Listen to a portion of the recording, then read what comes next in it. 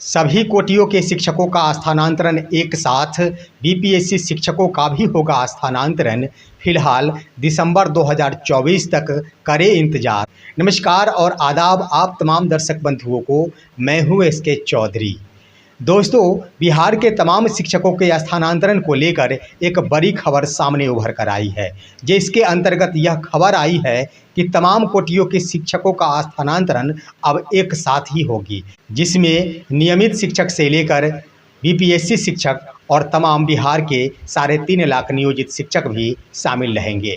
इससे पहले कि इस स्थानांतरण के बारे में हम विस्तार पूर्वक चर्चा करें, अगर आपने अभी तक हमारे इस चैनल सुसत्य वचन को सब्सक्राइब नहीं किए हैं तो कृपया अभी सब्सक्राइब कर लेंगे। दोस्तों, आप सभी अवगत है कि वर्तमान एसीएस डॉक्टर एस सिद्धार्थ द्वारा शिक्षकों के पदस्थापन एवं स्थानांतरण को लेकर एक समिति का गठन किया गया है और साथ ही समिति को यह दिशा निर्देश दिया गया है कि हर हाल में 15 दिनों के अंदर इसका विस्तृत रूप विभाग को सौंपे। दोस्तों, इसके क्रम में हम आपको बताते चले कि शिक्षकों के स्थानांतरण एवं पदस्थापन दोनों बिंदुओं पर कमेटी की राय आवश्यक है।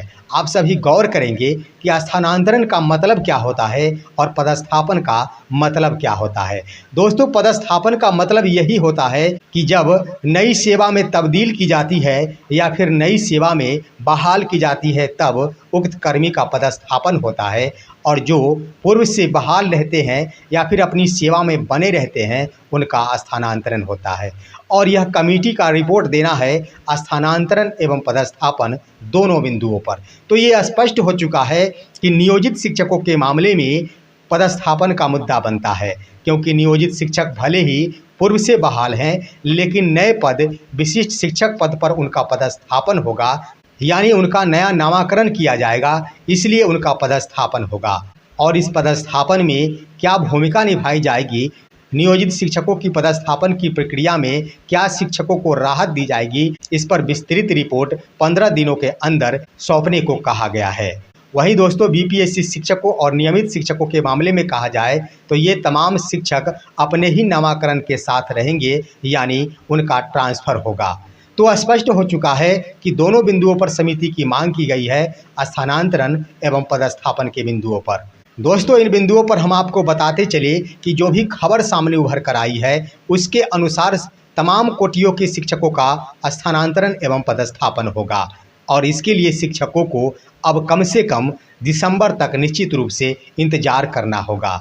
क्योंकि बीपीएससी शिक्षकों के मामले में कहा जाए तो फिलहाल बिहार विद्यालय अध्यापक नियमावली लिखित प्रावधान के अनुसार बीपीएससी शिक्षकों का परिवीक्षा अवधि 1 वर्ष तक निर्धारित की गई है। यानी जिन शिक्षकों ने नवंबर 2023 में योगदान किया था, उनका 1 वर्ष नवंबर में पूर्ण हो जाएगा। उसके बाद ही किसी भी शिक्षकों का स्थानांतरण हो पाएगा। तो हर हाल में नवंबर में परिवीक्षा अवधि पूरी हो जाने के बाद बीपीएससी शिक्षकों का स्थानांतरण भी संभव प्रतीत होता है। इसके लिए भी कमेटी द्वारा राय मांगी गई है और ये आशा जताई जा रही है कि बीपीएससी शिक्षकों की भी समस्या का समाधान होने वाला है, क्योंकि अभी ढेर सारे बीपीएससी शिक्षक हैं। लगभग 100% शिक्षक ऐसे हैं जिन्हें दूर दराज इलाकों में पदस्थापित किया गया है, जिन्हें कठिन से कठिन समस्याओं का सामना करना पड़ रहा है। और बड़े ही संख्या में एसीएस डॉक्टर एस सिद्धार्थ के यहाँ आवेदन भी बीपीएससी शिक्षकों की ओर से समर्पित किए जा रहे हैं कि अविलंब बीपीएससी शिक्षकों के स्थानांतरण के बारे में कोई ठोस कदम उठाया जाए।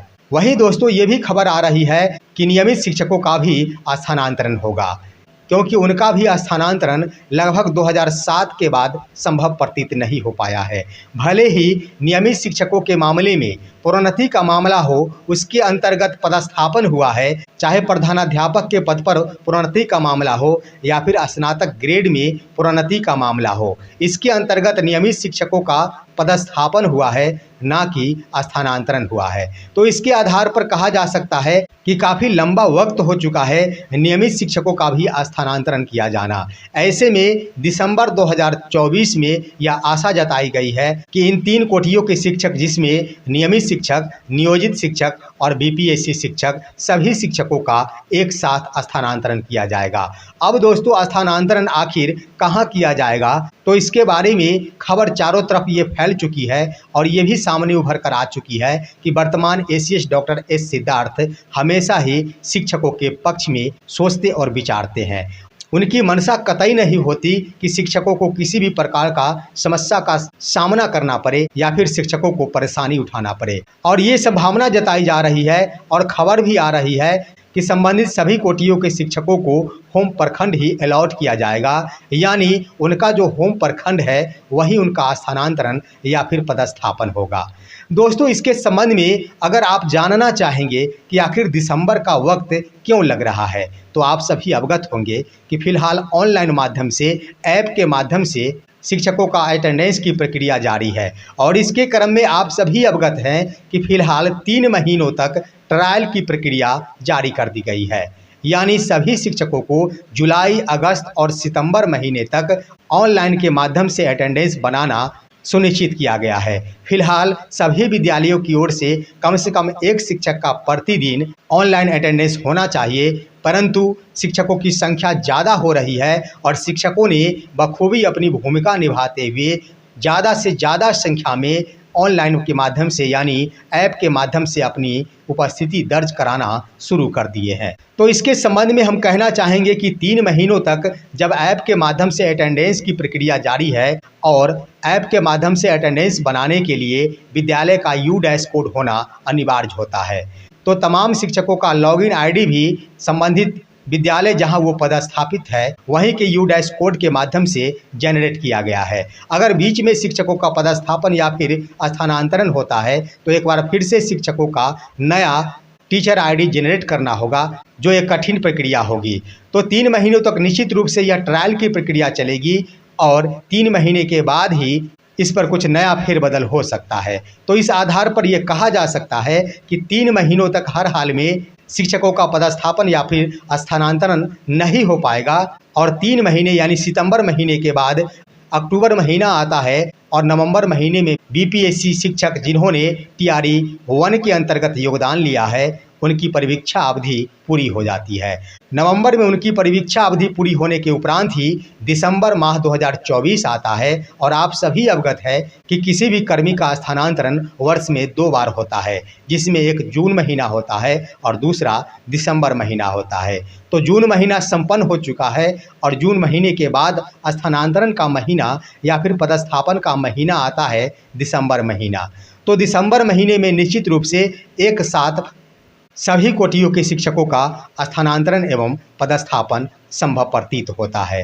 अब दोस्तों आइए हम बातें करते हैं कि आखिर स्थानांतरण या फिर पदस्थापन से पहले ऑनलाइन अटेंडेंस की आवश्यकता शिक्षा विभाग को क्यों पड़ी। दोस्तों इसके क्रम में हम आपको बता दें कि तमाम विद्यालय के पोषक क्षेत्र के अभिभावकों की ओर से शिक्षा विभाग के पास यह शिकायत की जाती थी कि शिक्षक समय से विद्यालय नहीं पहुंचते हैं। हालांकि जो वर्तमान परिस्थिति है, कुछ एक अपवाद को छोड़ दिया जाए तो निश्चित रूप से बिहार के सभी कोटियों के शिक्षक ससमय विद्यालय जरूर पहुंचते हैं, लेकिन एसीएस डॉक्टर सिद्धार्थ ने शिकायत की गई बिंदुओं पर गंभीरतापूर्वक विचार करते हुए यह बीच का रास्ता निकाला कि अगर ऐप के माध्यम से शिक्षकों की उपस्थिति अनिवार्य कर दी जाती है तो जो भी अपवाद के रूप में शिक्षक आते हैं उनकी भी आदत बन जाएगी ऑनलाइन माध्यम से अटेंडेंस बनाने की। और जब ऑनलाइन माध्यम से अटेंडेंस की प्रक्रिया पूर्ण हो जाएगी और यह 100% लागू हो जाएगा तो हर हाल में शिक्षकों की एक आदत सी बन जाएगी और उसके बाद उन्हें जहां कहीं भी ट्रांसफ़र किया जाए इससे कोई फर्क नहीं पड़ेगा। चाहे शिक्षकों के घर के पास से 1 किलोमीटर की दूरी पर ही विद्यालय आवंटित क्यों नहीं किया जाए, शिक्षकों की मजबूरी बनेगी ऑनलाइन माध्यम से अटेंडेंस बनाना और ऑनलाइन के माध्यम से ही विद्यालय से प्रस्थान करना। तो यह अच्छी नीति बनाई गई है और शिक्षकों की आदत में बदलाव हेतु ऑनलाइन की प्रक्रिया निर्धारित कर दी गई है, जिससे निश्चित रूप से शिक्षकों द्वारा समय से विद्यालय नहीं आने वाली शिकायत पर विराम लग सकेगा और आपात स्वरूप शिक्षकों में कुछ बदलाव भी आएंगे। तो इस आधार पर यह कहा जा सकता है कि ऐप के माध्यम से अटेंडेंस बनाने की ट्रायल की प्रक्रिया अभी फिलहाल 3 महीने तक चलेंगी और उसके बाद शिक्षकों की आदत सी बन जाएगी। हर हाल में 100% शिक्षक ससमय विद्यालय जाएंगे और ससमय विद्यालय से प्रस्थान भी करेंगे।